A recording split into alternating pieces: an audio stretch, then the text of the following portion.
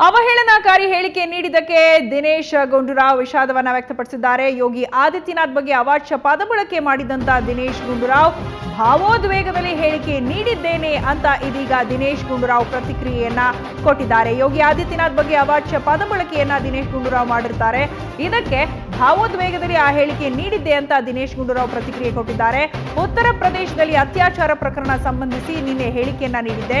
ಅತ್ಯಾಚಾರ ಕೃತ್ಯಗಳಿಗೆ ಕ್ರಮವಿಲ್ಲ ಎಂಬ ನೋವಿನಲ್ಲಿ ಈ ಹೇಳಿಕೆಯನ್ನ ನೀಡಿದ್ದೆ ಅಂತ ಸಮರ್ಥಿಸಿಕೊಂಡಿದ್ದಾರೆ. ಟೀಕೆ ಮಾಡುವ ಭರದಲ್ಲಿ ಭಾವೋದ್ವೇಗಕ್ಕೆ ಒಳಗಾಗಿ ಇಂಥ ಹೇಳಿಕೆಯನ್ನ ಕೊಟ್ಟೆ ಅಂತ ಹೇಳಿ ಯೋಗಿ ಆದಿತ್ಯನಾಥ್ಗೆ ಚಪ್ಪಲಿ ಪದ ಬಳಕೆ ಸರಿಯಲ್ಲ ಅನ್ನೋದನ್ನ ಒಪ್ಪಿಕೊಂಡಿದ್ದಾರೆ.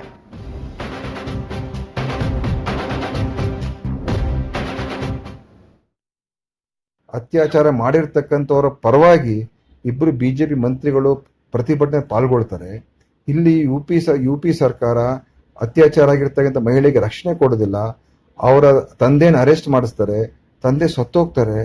ಇದಕ್ಕಿಂತ ಕ್ರೂರವಾದಂತ ಮತ್ತು ಹೃದಯನ ಒಂದು ರೀತಿ ಕರಗಿಸುವಂತ ಘಟನೆ ಯಾವುದೂ ಇಲ್ಲ. ಆ ನೋವಿನಲ್ಲಿ ನಾನು ಮಾತಾಡ್ತಾ ಇದ್ದೆ. ಯಾಕಂದ್ರೆ ಆದಿತ್ಯನಾಥ್ ಇಲ್ಲಿ ಕರ್ನಾಟಕಕ್ಕೆ ಬರ್ತಾರೆ, ಭಾಷಣ ಮಾಡ್ತಾ ಇದ್ರು. ಸಿದ್ದರಾಮಯ್ಯ ಅವ್ರನ್ನ ಟೀಕೆ ಮಾಡೋದು, ನಮ್ಮ ಸರ್ಕಾರ ಟೀಕೆ ಮಾಡೋದು, ಏನೋ ಬಹಳ ದೊಡ್ಡ ಸ್ವಾಮೀಜಿ ಸಂತ ಅಂತ ಹೇಳ್ಕೊಂಡು ಮಾತಾಡ್ತಾರಲ್ಲ. ಯಾವ್ದಾದ್ರು ಒಬ್ಬ ಸ್ವಾಮೀಜಿ ಒಬ್ಬ ಸಂತ ಇಂಥ ಒಂದು ಘಟನೆಗೆ ಕಾರಣಕರ್ತರಾಗ್ತಾರ? ಅವರು ಕೂಡಲೇ ಅವನ್ನ ಅರೆಸ್ಟ್ ಮಾಡ್ಬೇಕಾಗಿತ್ತಾನೆ. ಬಿಜೆಪಿ MLA FIR ದಾಖಲೆ ಮಾಡ್ಬೇಕಾಗಿತ್ತಾನೆ. ಈಗ ಆ ಹುಡುಗಿಯ ತಂದೆ ವಾಪಸ್ ತರಕ್ ಆಗ್ತದ? ಯಾರು ಕಾರಣಕರ್ತರು ಅದಕ್ಕೆ? ಇವತ್ತು ಅವರು ಮುಖ್ಯಮಂತ್ರಿ ಸ್ಥಾನ ಕೂತ್ಕೊಳ್ತಕ್ಕಂತ ಈಗ ಅವ್ರಿಗೆ ಅರ್ಹತೆ ಇದೆಯಾ? ಅದಕ್ಕೆ ನಾನು ಟೀಕೆ ಮಾಡೋ ಭರದಲ್ಲಿ ಖಂಡಿತ ಒಂದು ಬಹಳ ಭಾವೋದ್ವೇಗ ಒಳಗಾಗಿದ್ದೆ. ಆ ಸಂದರ್ಭದಲ್ಲಿ ನಾನು ಅದನ್ನ ಹೇಳುವಂತ ಬಂದಾಗ ಚಪ್ಪಲಿ ತೋರಿಸಿ ಅಂತ ಹೇಳಿದೆ. ಅಂದ್ರೆ ನಾನು ಅದು ಸರಿಯಲ್ಲ, ಒಪ್ಕೊಳ್ತೀನಿ. ಅದನ್ನ ನಾನು ಅದಕ್ಕೆ ವಿಷಾದ ವ್ಯಕ್ತಪಡಿಸ್ತೀನಿ. ಆ ತರ ಹೇಳಿಕೆಗೆ ಕೊಡುವಂತ ಅವಶ್ಯಕತೆ ಇರಲಿಲ್ಲ. ಆದ್ರೆ ಅದು ಭಾವೋದ್ವೇಗದಿಂದ ಹೇಳಿರ್ತಕ್ಕಂಥ ಹೇಳಿಕೆ ಹೊರತು ನಾನೇ ಅದ್ರ ಬಗ್ಗೆ ಯೋಚನೆ ಮಾಡಿ ಹೇಳಿರ್ತಕ್ಕಂಥ ಹೇಳಿಕೆ ಅಲ್ಲ, ಅಥವಾ ಕೂತ್ಕೊಂಡು ಬರ್ದಿರ್ತಕ್ಕಂಥ ಹೇಳಿಕೆ ಅಲ್ಲ.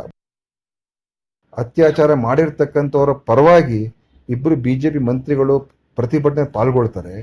ಇಲ್ಲಿ ಯುಪಿ ಸರ್ಕಾರ ಅತ್ಯಾಚಾರ ಆಗಿರ್ತಕ್ಕಂಥ ಮಹಿಳೆಗೆ ರಕ್ಷಣೆ ಕೊಡೋದಿಲ್ಲ. ಅವರ ತಂದೆನ ಅರೆಸ್ಟ್ ಮಾಡಿಸ್ತಾರೆ, ತಂದೆ ಸತ್ತೋಗ್ತಾರೆ. ಇದಕ್ಕಿಂತ ಕ್ರೂರವಾದಂತ ಮತ್ತು ಹೃದಯನ ಒಂದು ರೀತಿ ಕರಗಿಸುವಂತ ಘಟನೆ ಯಾವುದೂ ಇಲ್ಲ. ಆ ನೋವಿನಲ್ಲಿ ನಾನು ಮಾತಾಡ್ತಾ ಇದ್ದೆ. ಯಾಕಂದ್ರೆ ಆದಿತ್ಯನಾಥ್ ಇಲ್ಲಿ ಕರ್ನಾಟಕಕ್ಕೆ ಬರ್ತಾರೆ, ಭಾಷಣ ಮಾಡ್ತಾ ಇದ್ರು. ಸಿದ್ದರಾಮಯ್ಯ ಅವ್ರನ್ನ ಟೀಕೆ ಮಾಡೋದು, ನಮ್ಮ ಸರ್ಕಾರ ಟೀಕೆ ಮಾಡೋದು, ಏನೋ ಬಹಳ ದೊಡ್ಡ ಸ್ವಾಮೀಜಿ ಸಂತ ಅಂತ ಹೇಳ್ಕೊಂಡು ಮಾತಾಡ್ತಾರಲ್ಲ. ಯಾವ್ದಾದ್ರು ಒಬ್ಬ ಸ್ವಾಮೀಜಿ ಒಬ್ಬ ಸಂತ ಇಂಥ ಒಂದು ಘಟನೆಗೆ ಕಾರಣಕರ್ತರಾಗ್ತಾರ? ಅವರು ಕೂಡಲೇ ಅವನ್ನ ಅರೆಸ್ಟ್ ಮಾಡ್ಬೇಕಾಗಿತ್ತಾನೆ. ಬಿಜೆಪಿ MLA FIR ದಾಖಲೆ ಮಾಡ್ಬೇಕಾಗಿತ್ತಾನೆ. ಈಗ ಆ ಹುಡುಗಿಯ ತಂದೆ ವಾಪಸ್ ತರಕ್ ಆಗ್ತದ? ಯಾರು ಕಾರಣಕರ್ತರು ಅದಕ್ಕೆ? ಇವತ್ತು ಅವರು ಮುಖ್ಯಮಂತ್ರಿ ಸ್ಥಾನ ಕೂತ್ಕೊಳ್ತಕ್ಕಂತ ಈಗ ಅವ್ರಿಗೆ ಅರ್ಹತೆ ಇದೆಯಾ? ಅದಕ್ಕೆ ನಾನು ಟೀಕೆ ಮಾಡೋ ಭರದಲ್ಲಿ ಖಂಡಿತ ಒಂದು ಬಹಳ ಭಾವೋದ್ವೇಗ ಒಳಗಾಗಿದ್ದೆ. ಆ ಸಂದರ್ಭದಲ್ಲಿ ನಾನು ಅದನ್ನ ಹೇಳುವಂತ ಬಂದಾಗ ಚಪ್ಪಲಿ ತೋರಿಸಿ ಅಂತ ಹೇಳಿದೆ. ಅಂದ್ರೆ ನಾನು ಅದು ಸರಿಯಲ್ಲ, ಒಪ್ಕೊಳ್ತೀನಿ.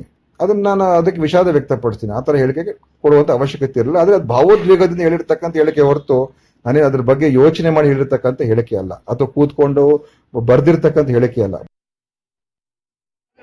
ತಂದ್ರೆ ಅವ್ರಿಗೆ ಚಪ್ಪಲಿ ತಗೊಂಡು ವಾಪಸ್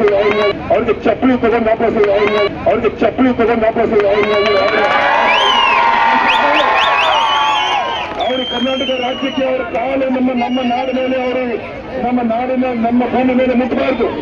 ಏನಾದ್ರೂ ಅಂತ ವ್ಯಕ್ತಿ ಕರ್ನಾಟಕಕ್ಕೆ ಬಂದ್ರೆ ನಮ್ಮ ಕರ್ನಾಟಕದಲ್ಲಿ ಪವಿತ್ರ ಭೂಮಿ ಕಳಂಕ ಆಗುತ್ತೆ. ತಂದೆ ಏನಾದ್ರೂ ಈ ಯೋಗಿ ಅಂತ ಕರೆಯೋದು ಬೇಡ. ಅವ್ರಿಗೆ ಈ ಯೋಗಿ ಆದಿತ್ಯನಾಥ್ ಕರ್ನಾಟಕಕ್ಕೆ ಏನಾದ್ರೂ ಬಂದ್ರೆ ಅವ್ರಿಗೆ ಚಪ್ಪಲಿ ತಗೊಂಡು ವಾಪಸ್